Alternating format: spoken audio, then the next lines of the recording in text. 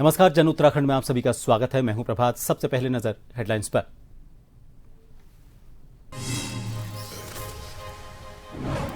Doctor Shyama Prasad Mukherjee का बलिदान दिवस, सीएम धामी ने अर्पित की श्रद्धांजलि। मुखर्जी को राष्ट्र की एकता, अखंडता और सांस्कृतिक चेतना का बताया प्रखर पुरोधा।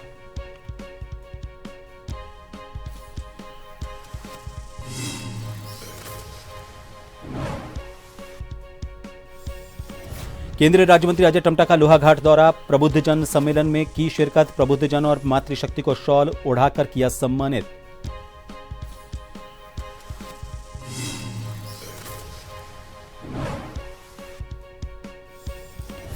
उत्तराखंड के गुरुद्वारे में निहंगों का चौथे दिन भी डेरा। सीएम धामी से मिली एसजीपीसी, आईटीबीपी, पीएसी के जवान कम किए। 2 दिन बाद पंजाब से पहुंचेगा जत्था।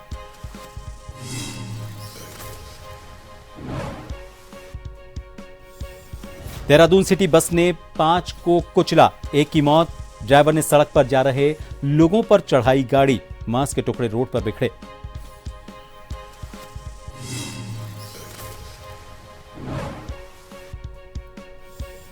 उत्तराखंड के 8 जिलों में बारिश की संभावना। 50 किलोमीटर प्रति घंटे की रफ्तार से चलेगी हवा।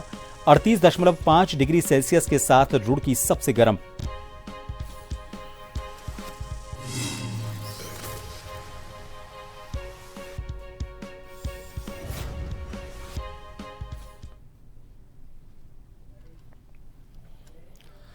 मुख्यमंत्री पुष्कर सिंह धामी ने सचिवालय में उच्च स्तरीय बैठक के दौरान अधिकारियों को निर्देश दिए कि चारधाम और हेमकुंड साहिब यात्रा पर आने वाले श्रद्धालुओं की सभी सुविधाओं का खास ख्याल रखा जाए। उन्होंने कहा कि उत्तराखंड आने वाले सभी श्रद्धालुओं और पर्यटकों का देवभूमि में स्वागत है और उन्हें अफवाहों से बचते हुए शांतिपूर्ण वातावरण में यात्रा का आनंद लेना चाहिए। यात्रा का सीजन है और जहां चारधाम यात्रा भी इस समय चल रही है और अपने आप में एक रिकॉर्ड तीर्थयात्री अभी तक वहां पहुंच गए हैं। 40 लाख संख्या वहां होने वाली है। हेमकुंड साहब की यात्रा भी जो है पिछले साल की तुलना में 20-25 हज़ार अधिक हो गई है। अभी शुरुआती दिनों में 1,25,000 के आंकड़े को छू गई है।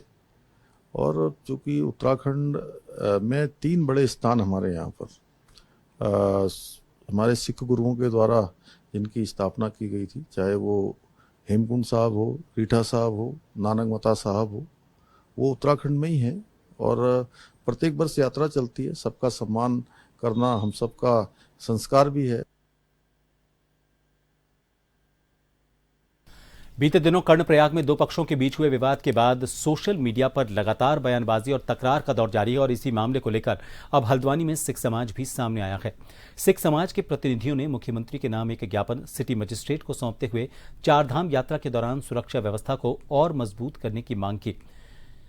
सिख समाज के पदाधिकारियों का कहना है कि चारधाम यात्रा देश विदेश से आने वाले श्रद्धालुओं की आस्था से जुड़ी हुई है और ऐसे में किसी भी तरह की अप्रिय घटना या विवाद यात्रा की छवि को प्रभावित कर सकता है।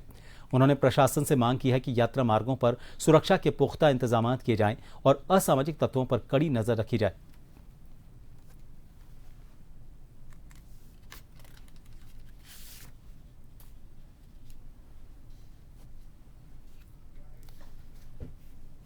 जो कर्णप्रयाग में घटना घटी है जिसमें 2 पक्ष से विवाद हुआ और उस विवाद की जांच वहाँ की क्षेत्रीय पुलिस कर रही है। लेकिन उस विवाद के बाद अक्सर देखा गया कि फेसबुक में और सोशल मीडिया में एक बाढ़ सी आ गई जिसमें एक दूसरे के धर्म के प्रति आरोप लगाए जा रहे हैं और 5 जन टिप्पणियां की जा रही है। तो आज गुरुद्वारा गुरु हल्द्वानी के बैनर तले ये ज्ञापन दिया गया है कि जो यात्रा है चारधाम की यात्रा, हेमकुंड यात्रा, उसमें यात्रियों की जो सुरक्षा सुनिश्चित की जाए और जो सोशल मीडिया में इस तरह की बयानबाजी कर रहे हैं जिससे दूसरे की धार्मिक भावनाओं को ठेस पहुंची है, ऐसी बयानबाजी पर रोक लगाई जाए। इस तरह की कर्णप्रयाग में जो विवाद चल रहा था हिंदू समाज और सिख समाज के बीच में, आपस में सोशल मीडिया के थ्रू जो विभिन्न तरीके से गलत बयानबाजी चल रही थी, आपसी भाईचारा, हम लोगों को आपसी भाईचारा दिखाना चाहिए। और हमने इसी चक्कर में आज सिटी मजिस्ट्रेट जी को हमने ज्ञापन दिया है, माननीय मुख्यमंत्री जी को, कि पुष्कर सिंह धामी जी को, कि इस बात में कोई भी विवाद ना हो और आपसी भाईचारा बना रहे। उत्तराखंड पुलिस के सभी थानों को बम से उड़ाने की धमकी मिलने के बाद पुलिस महकमे में हड़कंप मच गया। एसएसपी देहरादून प्रमेंद्र रुपाल ने बताया कि 22 जून की शाम इंस्टाग्राम पर उत्तराखंड पुलिस को खुली चुनौती देते हुए धमकी भरे पोस्ट साझा किए गए थे। मामले को गंभीरता से लेते हुए मसूरी और कोतवाली क्षेत्र में 2 अलग अलग मुकदमे दर्ज कर जांच शुरू की गई। प्रारंभिक जांच में धमकी देने वाले व्यक्ति का संबंध हरियाणा के अंबाला से सामने आया। इस पोस्ट को एक्स पर यूके न्यूज पेज और फेसबुक पर इंडिया इनसाइडर अपडेट नामक पेजों द्वारा भी साझा किया गया।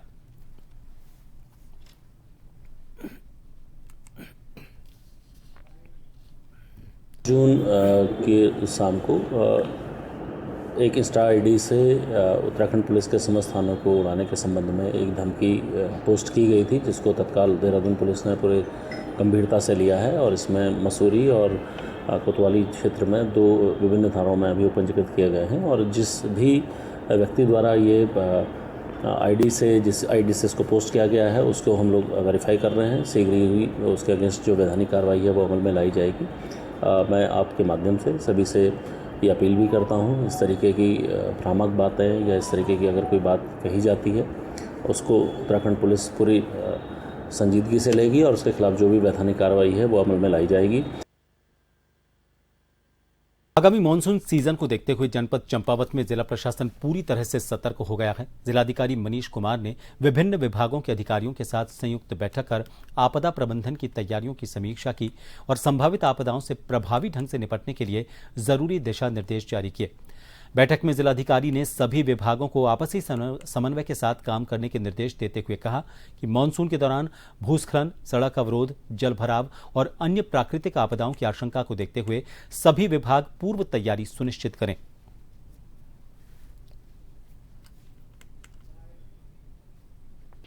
जैसा आप विदित हैं, माननीय मुख्यमंत्री जी के द्वारा आपदा जो सीजन होता है, आपदा का समय होता है, उसको देखते हुए स्वयं के स्तर पर एक बैठक की गई थी और उसमें दिशा निर्देश दिए गए थे।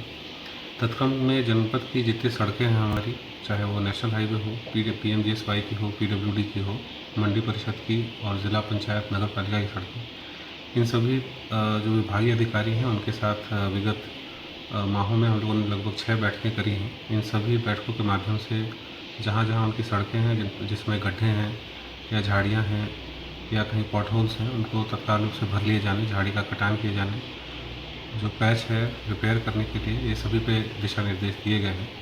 इसके अतिरिक्त डेंगू की तैयारियों के लिए भी पृथक रूप से जनपद चंपावत के जिला चिकित्सालय और हमारा SDH टनकपुर जो कि बनबसा और टनकपुर क्षेत्र को कैटर करता है, उनमें भी बेड्स जो हैं वो रिजर्व किए गए हुए हैं। दवाइयों की उपलब्धता सुनिश्चित की गई है और इसी सप्ताह मानसून के दस्तक देने के आसार हैं और इसे देखते हुए वन विभाग वन्य जीवों और वनों की सुरक्षा को लेकर पूरी तरह से चौकन्ना हो गया है। मानसून अवधि में शिकारियों और तस्करों की घुसपैठ को रोकने और उनके नापाक मंसूबों को नस्तनाबूद करने के लिए वन विभाग ने ऑपरेशन मानसून शुरू कर दिया है। तराई के जंगलों की बात करें तो हल्द्वानी वन प्रभाग का एक बड़ा हिस्सा उत्तर प्रदेश से लेकर नेपाल सीमा तक सटा हुआ है। संवेदनशीलता को देखते हुए DFO कुंदन कुमार ने सीमावर्ती क्षेत्रों में हाई अलर्ट जारी कर दिया है।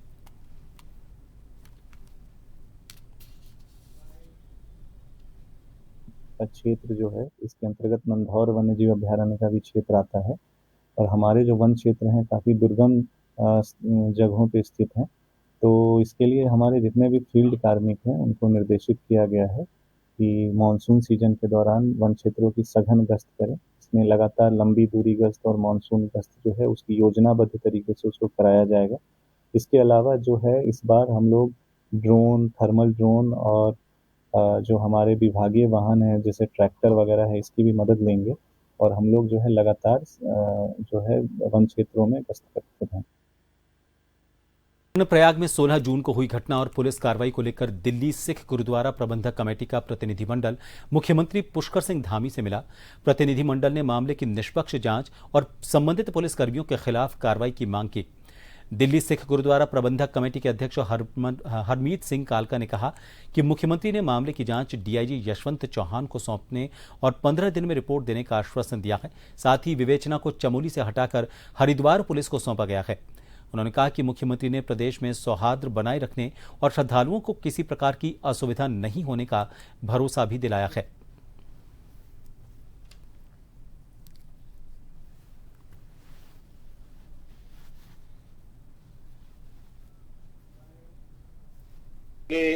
बात रखी CM साहब के आगे जो 16 तारीख को हादसा वापरा है इस स्टेट के अंदर और ख़ास तौर पे जो चमोली डिस्ट्रिक्ट की पुलिस ने जिस तरीके से कार्रवाई की है, जिसके ऊपर बहुत सिख समुदाय के अंदर रोष है, क्योंकि आपस में अगर झगड़ा हुआ और उसके ऊपर कार्रवाई बनती है और दो गुटों के अंदर अगर कार्रवाई होनी चाहिए, मगर पुलिस ने एक साइड की बात करते हुए जिस तरीके से उन बच्चों के साथ लॉकअप के अंदर तशद्दुद किया, और हमने जब उनसे बात किया तो उन्होंने हमें बताया कि जो डीजीपी साहब को इंक्वायरी इसके केस की पूरी तहकीकात करने के लिए बोला गया था, और हमारा वफद कल भी उनको मिल के आया था। सो उन्होंने हमें आश्वासन दिलाया कि जो डीआईजी हैं यशवंत चौहान जी, उनको इसकी इंक्वायरी सौंप दी गई है और 15 दिन का समय जो है उनको दिया गया कि 15 दिन के अंदर अंदर इसकी इंक्वायरी कंडक्ट करके इसकी रिपोर्ट भेजी जाए। तो करेंगे अगली खबर का खबर देहरादून से है। भाजपा मुख्यालय में आज डॉक्टर श्यामा प्रसाद मुखर्जी के बलिदान दिवस पर श्रद्धांजलि और विचार गोष्ठी का आयोजन किया गया। भाजपा कार्यकर्ताओं ने पुष्पांजलि अर्पित कर उनके बलिदान को याद किया। इस दौरान भाजपा प्रदेश अध्यक्ष और राज्यसभा सदस्य महेंद्र भट्ट ने कहा कि डॉक्टर मुखर्जी वैचारिक पुरुष थे। अध्यक्ष ने बताया कि 23 जून 1953 को कश्मीर की अखंडता के लिए कुर्बानी दी, जिसके चलते हर साल उनके विचारों को कार्यकर्ताओं तक पहुंचाया जाता है। भट्ट ने बताया कि 23 जून से 6 जुलाई तक डॉक्टर श्यामा प्रसाद मुखर्जी स्मृति बूथ पर पुष्पांजलि अर्पित की जाएगी और हर कार्यक्रम में डॉक्टर मुखर्जी का चित्र रहेगा।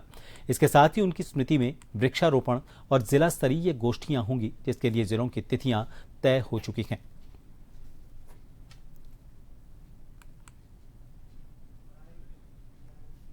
डॉक्टर श्यामा प्रसाद मुखर्जी हमारे वैचारिक पुरुष हैं। 23 जून 1953 में कश्मीर की अखंडता के लिए उन्होंने कुर्बानी दी है। तब से हर वर्ष लगातार हम लोग उनके विचारों को लेकर कार्यकर्ताओं के बीच में जाते हैं और इस बार 23 जून से 6 जुलाई तक डॉक्टर श्यामा प्रसाद मुखर्जी स्मृति बूथ पर डॉक्टर मुखर्जी जी को पुष्पांजलि अर्पित की जाएगी। हमारे हर कार्यक्रम में डॉक्टर साहब का चित्र होगा। डॉक्टर साहब की स्मृति में वृक्षारोपण भी होंगे और जिला स्तरीय बड़ी गोष्ठियां भी होंगी प्रत्येक जिलों के अंदर। एक छोटे से ब्रेक के लिए रुकेंगे। आप देखते रहिए जन टीवी।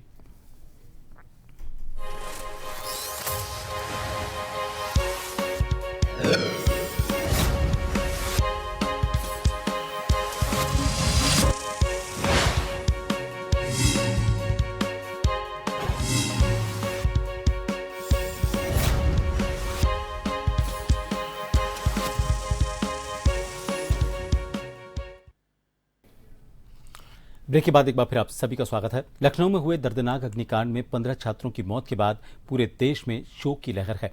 हादसे में एक बार फिर सुरक्षा व्यवस्थाओं और आपदा प्रबंधन की तैयारियों पर सवाल खड़े कर दिए हैं। घटना में कई छात्र गंभीर रूप से झुलसे भी हैं, जबकि राहत और बचाव कार्य को लेकर भी कई तरह की चर्चाएं सामने आ रही हैं।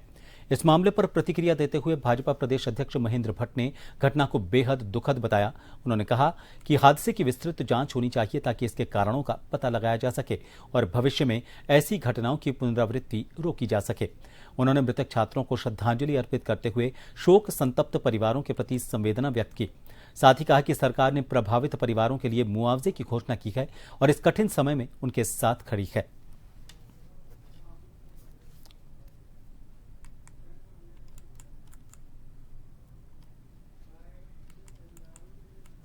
देखिए, बहुत ही दुखद घटना है और उसकी निष्पक्ष जांच होनी चाहिए। उत्तर प्रदेश सरकार ने उसके लिए मुआवजा घोषित किया है, लेकिन छात्रों का इस प्रकार से मैं कहूँगा कि हादसा घटित हुआ है, बहुत ही दुखद है। मैं अपनी भी श्रद्धांजलि उन सभी छात्रों को देता हूँ और परमपिता परमात्मा से प्रार्थना करता हूँ कि उनके परिवार को दुख सहन करने की शक्ति प्रदान करें।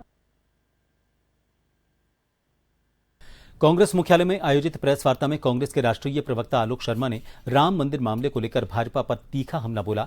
उन्होंने आरोप लगाया कि राम मंदिर निर्माण के लिए जुटाए गए चंदे में कथित चोरी हुई है, लेकिन भाजपा इस मुद्दे पर पूरी तरह खामोश है।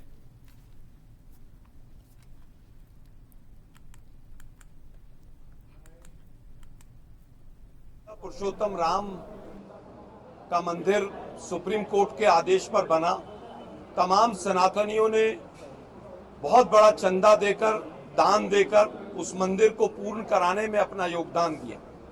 लेकिन पिछले 20 दिन से जिस तरह की रिपोर्ट्स मीडिया के माध्यम से आ रही हैं कि वहां पर चोरी नहीं डकैती हुई, ऐसा प्रतीत होता है। और दुर्भाग्य है कि हर चीज का क्रेडिट लेने वाली भाजपा और आरएसएस खामोश हैं। एसआईटी के नाम पर लीपापोती शुरू कर दी गई है। एसआईटी केवल बड़े मगरमच्छों को बचाने के लिए बनाई गई है, ऐसा प्रतीत होता है। एक एफआईआर तक इतने बड़े कांड के ऊपर ये कमजोर सरकार नहीं करा पा रही। उसका सीधा कारण है कि आरएसएस और भाजपा के लोग इस डकैती में इन्वॉल्व हैं, ऐसा प्रतीत होता है। अलकुआ विधानसभा क्षेत्र के विधायक डॉक्टर मोहन सिंह बिष्ट ने अपने विकास कार्यों की श्रृंखला को आगे बढ़ाते हुए क्षेत्र की 3 महत्वपूर्ण सड़कों का विधिवत रूप से शिलान्यास किया।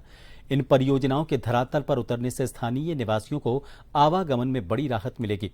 इनमें हल्दूचौड़ दौलिया सड़क के निर्माण पर 2,58,74,000 रुपए की लागत और पंचायत घर से गौला रोड मार्ग पर इस महत्वपूर्ण मार्ग के निर्माण के लिए 2,39,93,000 रुपए की धनराशि स्वीकृत की गई है। डूंगरपुर मार्ग में भी 17 लाख रुपए की लागत से सड़क निर्माण कार्य कराया जाएगा। शिलान्यास कार्यक्रम के दौरान क्षेत्र में उत्साह का माहौल रहा।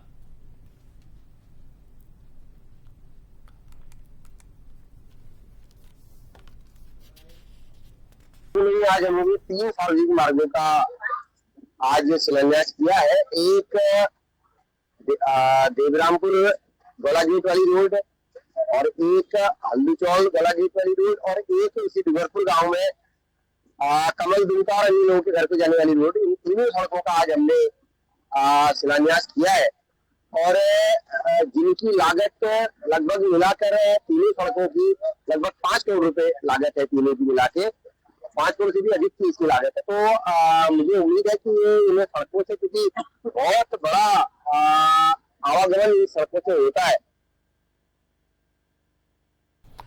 जिला कांग्रेस कमेटी अल्मोड़ा के एक महत्वपूर्ण संगठनात्मक बैठक आयोजित की गई, जिसमें पार्टी पदाधिकारियों और कार्यकर्ताओं ने संगठन की मजबूती और आगामी कार्यक्रमों को लेकर विस्तृत चर्चा की। बैठक में कांग्रेस को जमीनी स्तर पर और ज्यादा सशक्त बनाने और जनहित के मुद्दों को प्रभावी ढंग से उठाने की रणनीति तैयार की गई। बैठक में वक्ताओं ने कहा कि कांग्रेस कार्यकर्ताओं की एकजुटता ही संगठन की सबसे बड़ी ताकत है। सभी पदाधिकारियों से बूथ स्तर तक संगठन को मजबूत करने, नए कार्यकर्ताओं को जोड़ने और आम जनता की समस्याओं को प्रमुखता से उठाने का आह्वान किया गया।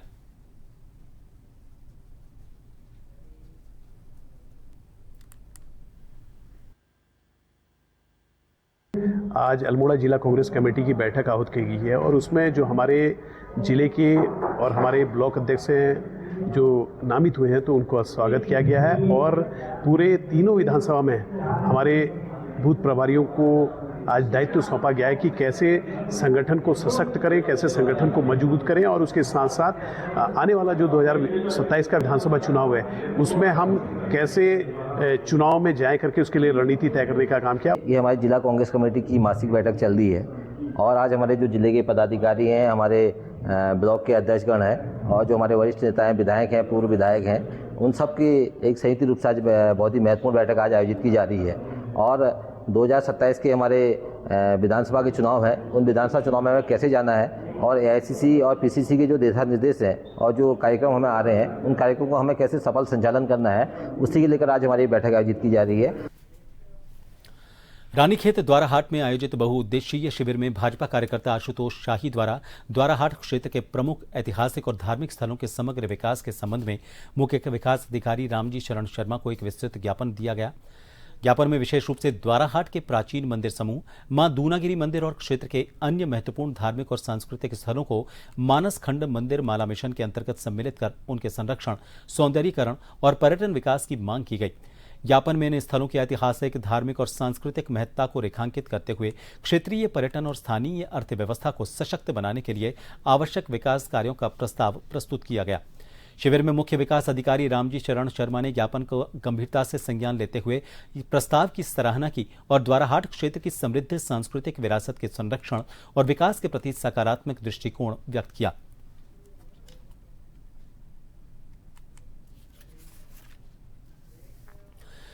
हरिद्वार से खबर है, यहां पर समस्याओं का त्वरित निराकरण करने के उद्देश्य से जिलाधिकारी मयूर दीक्षित के निर्देशन में मुख्य विकास अधिकारी डॉक्टर ललित नारायण मिश्र की अध्यक्षता में जिला कार्यालय सभागार में जन सुनवाई कार्यक्रम आयोजित किया गया। इसमें विभिन्न विभागों से संबंधित 73 शिकायतें समस्याएं दर्ज की गईं। इनमें से 41 समस्याओं का मौके पर ही निराकरण किया गया। बाकी समस्याओं को निस्तारण के लिए संबंधित विभागों को भेजा गया। वहीं मुख्य विकास अधिकारी डॉक्टर ललित नारायण मिश्रा ने बताया कि जन सुनवाई में 73 शिकायतें दर्ज की गईं, जिसमें मौके पर 41 शिकायतों का निस्तारण किया गया। सभी विभागों को निर्देशित किया गया है कि सभी शिकायतों का निस्तारण करें।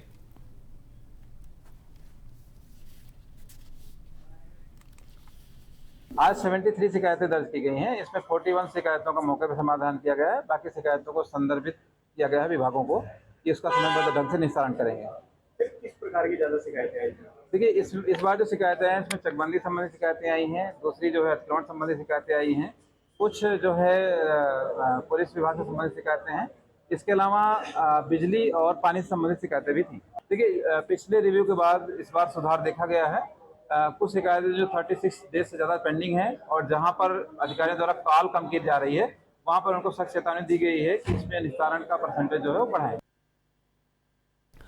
उत्तराखंड के रुद्रप्रयाग के नगरासू स्थित गुरुद्वारा साहिब में पंजाब से आए 4 निहंग चौथे दिन भी डटे हुए हैं। हालात संभालने के लिए पुलिस, आईटीबीपी और पीएसी के जवान पिछले कई दिन से वहीं तैनात हैं। मामले में रुद्रप्रयाग प्रशासन लगातार उनसे बातचीत कर रहा है। आज हालात थोड़े सुधरे हुए हैं। पहले जवानों की संख्या 25 से ज्यादा थी, जिसे अब घटाकर 15 से 20 कर दिया गया है। सुबह लंगर और अरदास में भी कोई दिक्कत नहीं आई, लेकिन बीच बीच में निहंग उग्र हो जा रहे हैं। वो पंजाब से आने वाले जत्थे का इंतजार कर रहे हैं जो 25 जून को यहां पर पहुंचेगा।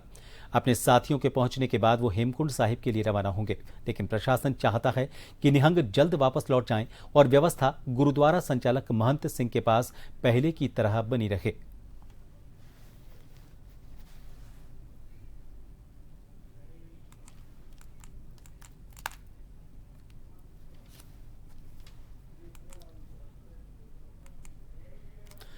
देहरादून में तेज रफ्तार सिटी बस ने सड़क पर चल रहे 5 लोगों को कुचल दिया, जिनमें से एक की मौत हो गई। सभी की हालत नाजुक बताई जा रही है। हादसा पटेल नगर के लालपुर क्षेत्र में हुआ। हादसे के बाद मौके पर चीख पुकार मच गई। इलाके में अफरा तफरी का माहौल बन गया।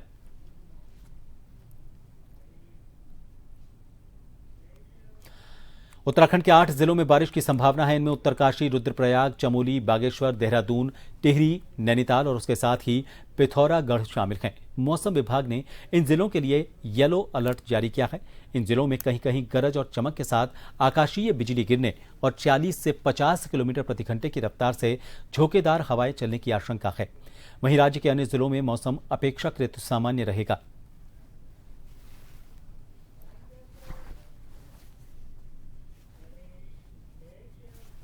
फिलहाल के लिए इस बुलेटिन में इतना ही। नमस्कार।